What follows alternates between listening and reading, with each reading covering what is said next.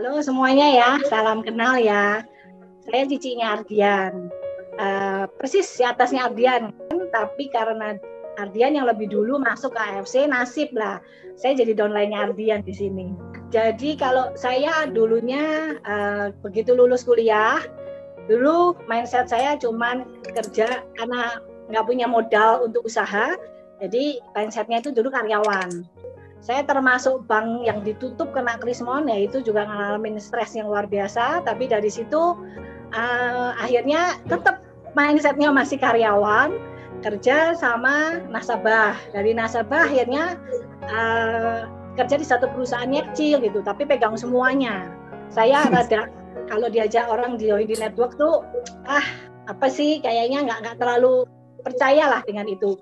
Sampai akhirnya cici saya termasuk orang yang berjasa untuk kenalin network ke kami satu keluarga. Kami bukan orang dari network aslinya, tapi cici waktu itu cerita bahwa sebenarnya network itu bisa ngubah kehidupan orang. Kamu datang, kamu dengerin.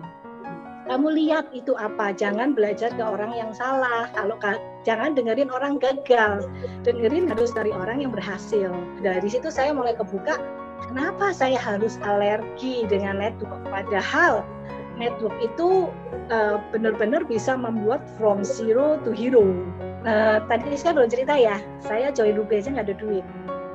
Saya join Ruby aja utang sama Ardian. Jadi boro-boro buat masuk ke Diamond ya. Saya start benar-benar dari Ruby. Untuk join Ruby aja saya pinjem sama Ardian. Tetap ya meskipun kita saudara semuanya, tapi hitungan bisnis kan tetap ada. Ardian juga tetap aku tetap modal pinjeminnya di Ruby, usaha sendiri ya sampai ke Diamond. Dan itu memang tantangan saya saat jadi Diamond itu pelan-pelan banget. Jadi Safir berapa minggu kemudian, saya benar-benar jadi Diamond itu baru di 19 Januari. Ya di 19 Januari jadi Diamond benar-benar kerasa, bonusnya beda banget. Nah, benar-benar struggle ngerasain di situ. Saya pulang pergi Bogor, Jakarta, saya tempuh dengan kereta. Perjalanan PP itu kadang-kadang berangkat aja bisa 3 jam sampai 3,5 jam, desek-desekan sampai Bogor lagi. Kereta terakhir itu dari Lipo kan kadang-kadang jam 10, kereta terakhir di Rawabuaya itu 10:30. Saya lari-lari sampai kereta terakhir sampai Bogor kadang jam 1. Nah itu downline saya juga nemenin itu. Karena dia bantuin dia, saya nggak pairing, saya nggak dapat apa-apa juga, tapi saya tetap berangkat, saya dampingin jam 1, setengah 2 itu sudah saya alamin itu, berangkat pagi pulang subuh lagi, prospek dari jam 2 pagi, jam 5 pagi dijemput, sampai pulang lagi jam 12 malam, besok jalan lagi. Itu udah kita alamin lah ya awal perjuangan. Dan itu tujuan saya memang ngebangun untuk tim saya mulai running. Saya tidak hanya kasih teori. Kalau saya nggak ngalamin ini, ketika downline saya juga struggle, saya nggak akan bisa ngomong sama dia, ayo kamu bertahan.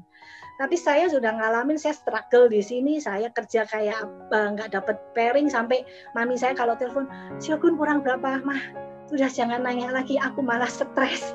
Aku udah nggak mau melihat pairing, udah stres. Saya merasa itu kayak ujian ya, bahwa bener nggak tuh kamu kata-katanya menolong orang? Bener nggak? Cuma kamu teori doang, dan saya benar-benar praktekin. Downline saya make money jauh lebih gede dari saya. Nah itu yang tidak bisa kita ngomong cuma sekedar kita berhasil ya. Tapi di saat kenapa yang dulu-dulu saya tidak pernah bisa yakin saya di AFC, karena dulu yang berhasil hanya segelintir orang. Yang bawah setengah mati, struggle gugur. Ada sesuatu rasa yang sakit ya.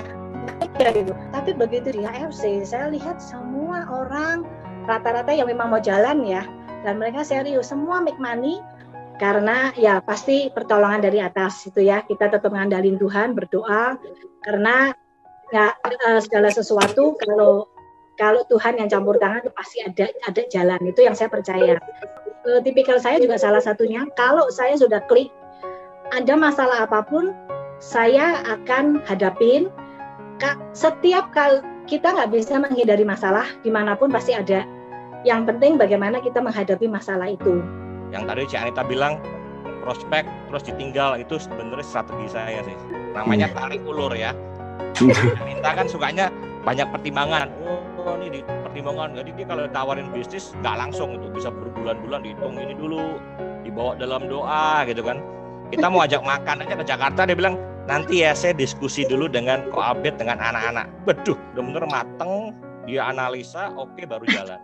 Ya benar-benar melalui AFC ini, Cik Anita yang dulu bukan apa-apa dengan posisi minus sekarang bertransformasi ya menjadi wanita yang luar biasa, wanita yang sukses.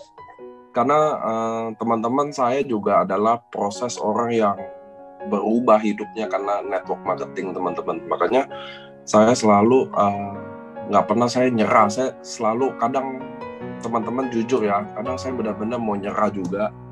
Karena barang nggak ada, stres, karena bangun jaringan. Karena saya hidup bangun jaringan ini saya anggap selalu kayak ada orang yang selalu nunggu buat kesempatan itu berubah.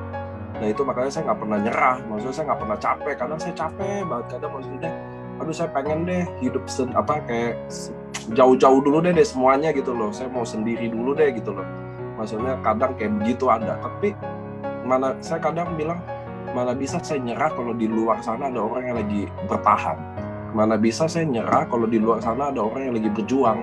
Makanya teman-teman saya mau kasih tahu ke semua teman-teman, saya mungkin adalah orang yang terberuntung di dunia karena saya pernah lihat orang-orang di AFC berubah hidupnya.